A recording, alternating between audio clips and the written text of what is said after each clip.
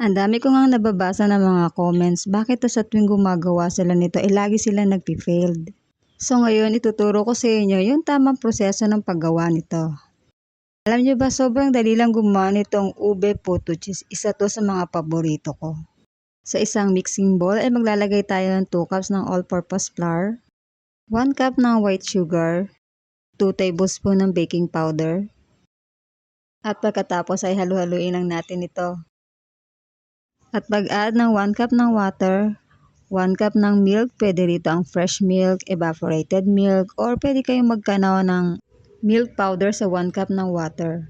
Then add na rin tayo ng 1 medium-sized egg, 1/4 cup melted margarine or butter, pwede rin dito ang vegetable oil. Pasensya na po kayo sa mga naririnig nyo sa background na.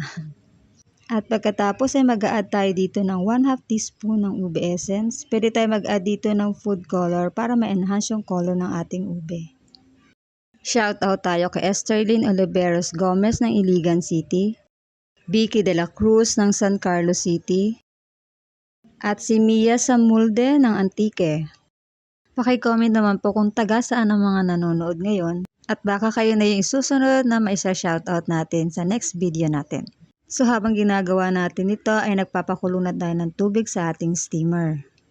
So dito hindi na natin kailangan pa i-grease ng oil yung ating molder. At pagkatapos nito ay steam natin to ng mga 8 minutes. So after 8 minutes, ilalagay natin sa ibabaw yung sliced cheese natin at extend natin ito sa pag-steam ng mga 5 minutes. O hanggang sa maluto yung ating puto. So ito na ating finished product. Perfect pang pares ng kape. Thanks for watching guys! Ang dami ko ngang nababasa ng mga comments, bakit sa tuwing gumagawa sila nito lagi sila nagpi-failed. So ngayon ituturo ko sa inyo yung tamang proseso ng paggawa nito. Alam nyo ba, sobrang dali lang gumawa nitong ube puto cheese. Isa to sa mga paborito ko. Sa isang mixing bowl ay maglalagay tayo ng 2 cups ng all-purpose flour, 1 cup ng white sugar, 2 tablespoon ng baking powder, at pagkatapos ay halu-haluin lang natin ito. At pag-add ng 1 cup ng water, 1 cup ng milk, pwede rito ang fresh milk, evaporated milk, or pwede kayong magkanaw ng milk powder sa 1 cup ng water.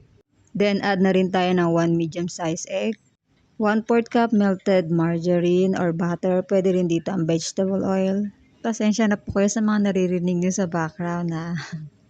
At pagkatapos ay mag-a-add tayo dito ng 1/2 teaspoon ng ube essence. Pwede tayo mag-add dito ng food color para ma-enhance yung color ng ating ube.